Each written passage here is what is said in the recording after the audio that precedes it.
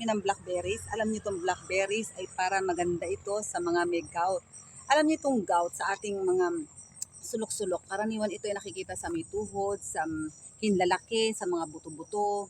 Diyan nakikita yung mga gout natin. Ito isang uri na arthritis.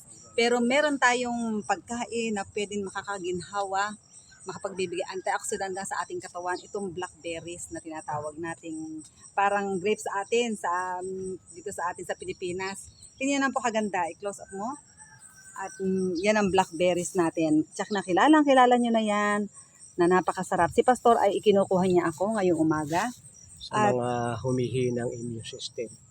Maganda ito para Kasi maging malakas. yung vitamin C niya mataas, yung anthocyanin niya ay mataas, yung anthocyanin sa mga malulubhang sakit ay mga autoimmune diseases. Kaya yun nga sinasabi natin na yung arthritis, yung ating gout, kung paano natin to may ibsan. Karaniwan talaga yung berries talaga ang ating iinumin, yung mga juice, o kaya kakain tayo nito. Kaya pwede yung bignay, pwede yung ano pa mga berries natin, cranberry, yan ang gagawin natin. Basta may berries. Pero ito na nga yung blackberries na maganda talaga sa ating mga kasukasuan, sa mga merong rayuma. sa rayuma. Isang klase kasi ng rayuma ng arthritis siya ang gout na tinatawag. Yung mataas ang uric acid. Kaya maganda tayo ay kakain itong blackberries. At ito nga po ang blackberries ni Doc Vito na pinatanim niya. Kahapon ay napakalakas ng ulan. Ilang gabi nang napakalakas. Kaya sabi ko baka hindi na kami makaabot ng blackberries niya. Ngunit ito pa rin siya. Araw-araw siyang pinipita. Ako'y kuwan eh. Ito oh. Nakakakuha araw-araw. Yung suka natin eh, palagay ko eh, medyo maasim na. Ito kaya ganito lang kababa itong puno. Lagi niyang binabawasan at inatanim niya. Kaya marami siya ditong blackberries. Ito pa, halos bagong tanim niya ito. Wala pa siyang bunga. Pero dito naman sa isa nito, tingnan niyo ang bunga. Oh, ang ganda, itim na itim. Ayan siya. Maganda yung technology ni Doc dito. Kanyang pinuputol yung sanga. O, putol na siya ng putol. O, katulad nito, pinutol na naman niya. Pag naiputol yung sanga, mature na yung suloy. Bubunga na yon.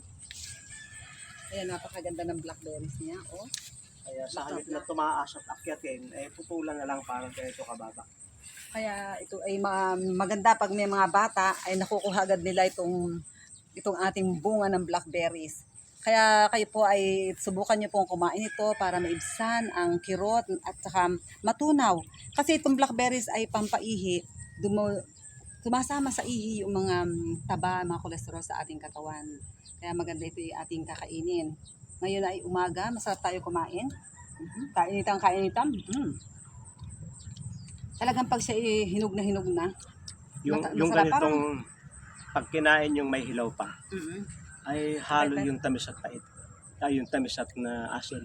Parang kumakain ka ng luhat. Harap. Kahit din rin, hindi na kainin. Gusto mo yan ganyan.